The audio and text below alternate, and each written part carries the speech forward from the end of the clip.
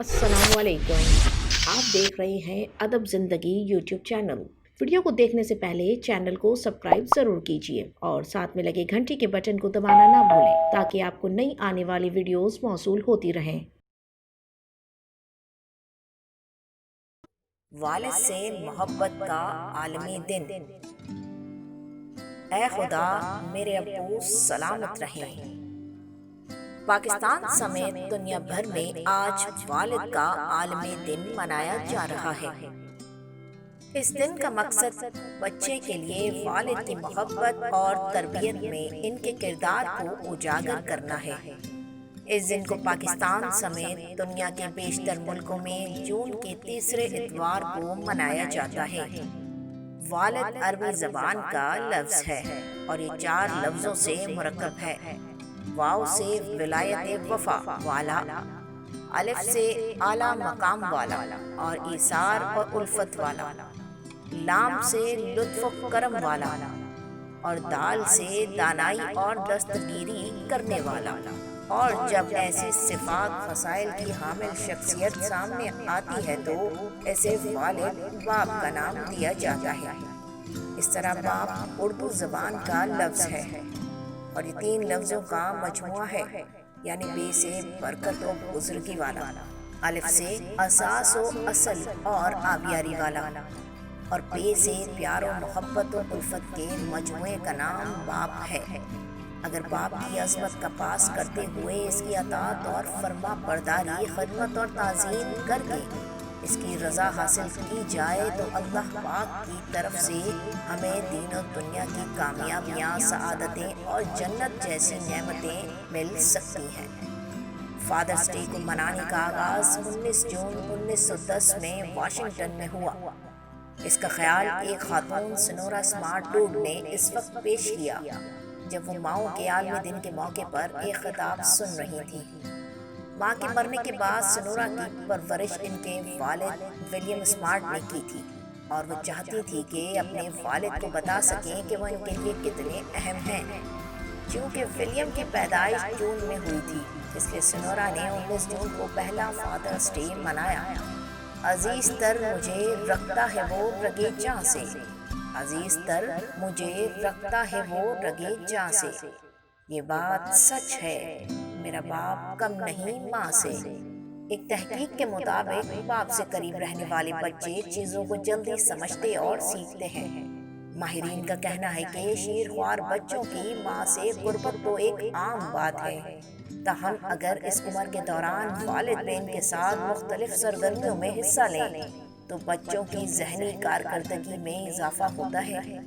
Fathers day यानी यौम वालिद पर मीडिया, सोशल मीडिया ने कुछ खास तवज्जो नहीं दी, जबकि बच्चों के लिए वालिद और वालिदा दोनों ज़रूरी हैं। वालिदा की नरमी और वालिद की सख्ती से घर का माहौल मुतदल और मुतवाज़न रहता है, जो बच्चों को इनकी मंजिल तक पहुंचने में मदद करता है।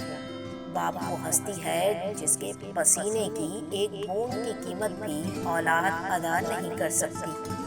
प्यारे मज़हब इस्लाम में बाप को बड़ा रुतबा हासिल है, जबकि अहदीस मुबारका में बाप की नाराज़गी को अल्लाह ताला की नाराज़गी और बाप की खुशनुदगी को रब ताला की खुशनुदगी करार दिया गया है। कुरान पाक के अहकामात और नबी करीम सल्लल्लाहु अलैहि वसल्लम के फरमुदात की रोशनी में वालिदैन यानी दोनों की खिदमत और अताअत का हुक्म दिया गया है।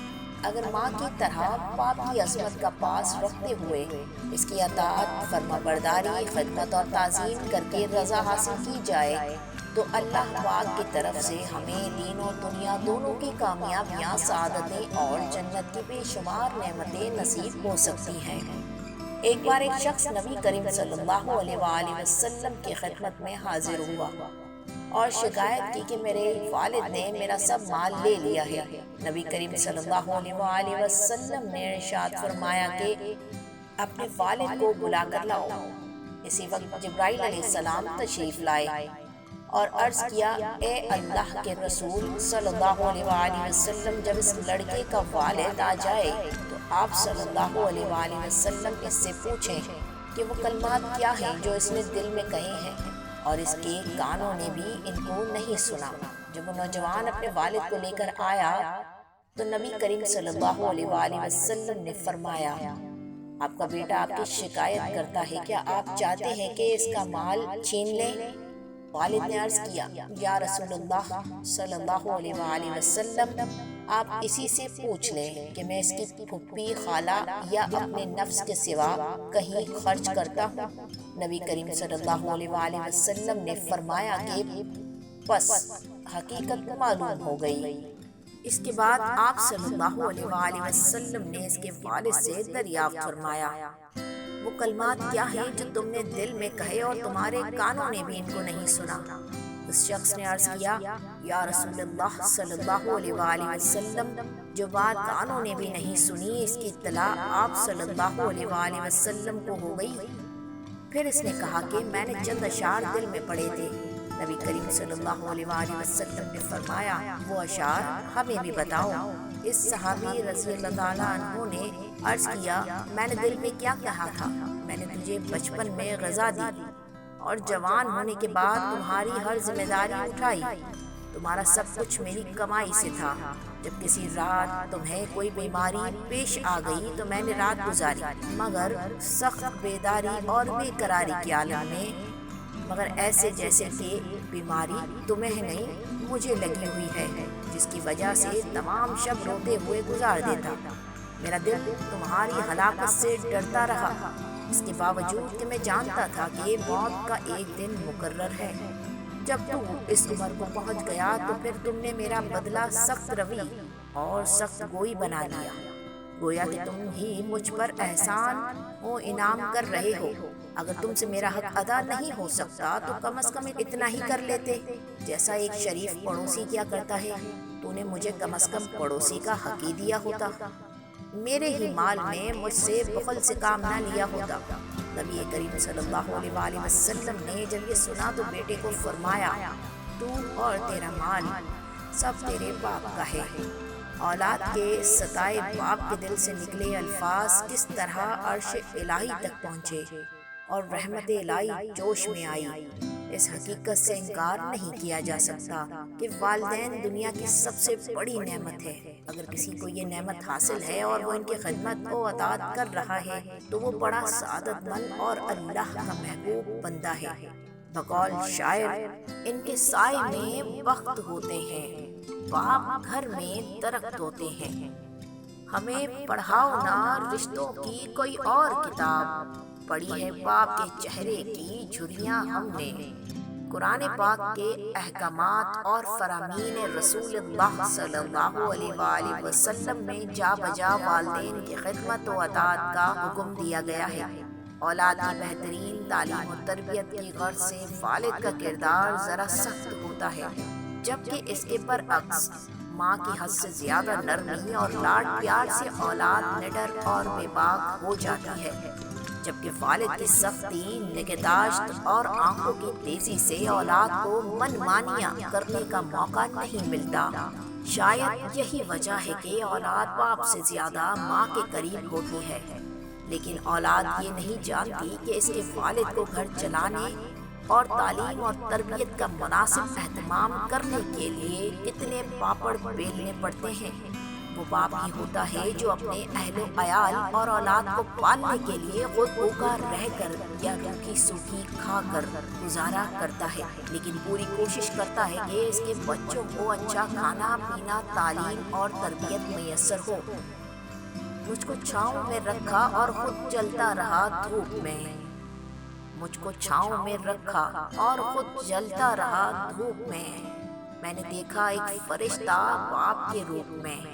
اولاد کے فرائض میں شامل ہے کہ وہ اللہ تعالیٰ اور پیارے رسول اللہ صلی اللہ علیہ وآلہ وسلم کی نافرمانی کے سوا والدین کے ہر حکم کی تعمیل کرے، ان کی رائے کو ترجیح دے، اور خاص طور پر جب والدین بڑھاپے کو پہنچ جائے تو پھر ان کے احساسات کا خیال رکھتے ہوئے ان سے محبت و احترام سے پیش آئے اور اپنی مصروفیت میں سے مناسب وقت ان کے لیے خاص کر دیں، ان کی دل و جان سے خدمت و اطاعت کریں کہ اسی میں دین و دنیا کی کامیابی، سعادت اور فلاح ہے۔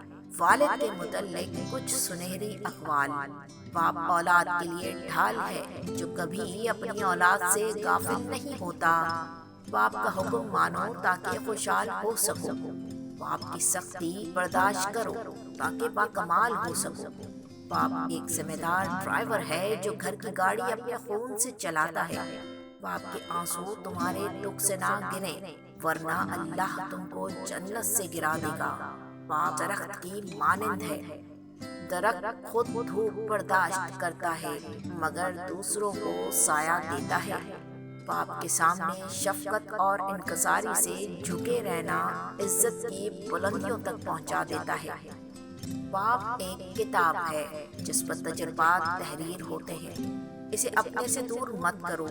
ماں زندگی کی تاریخ راہوں میں روشنی کا مینار ہے اور باپ ٹھوکروں سے بچانے والا مضبوط سہارا۔ باپ کی موجودگی سورج کی مانند ہوتی ہے، سورج گرم ضرور ہوتا ہے مگر سورج نہ ہو تو اندھیرا چھا جاتا ہے۔ بدقسمت ہے جو باپ کے ہوتے ہوئے اس کی شفقت سے محروم رہے۔ والد کی اطاعت میں اللہ تعالیٰ کی اطاعت ہے، والدین کی نافرمانی اللہ تعالیٰ کی نافرمانی ہے۔ در حقیقت باپ دنیا کی وہ عظیم ہستی ہے جو کہ اپنے بچوں کی پرورش کے لیے اپنی جان تک لڑا دیتا ہے۔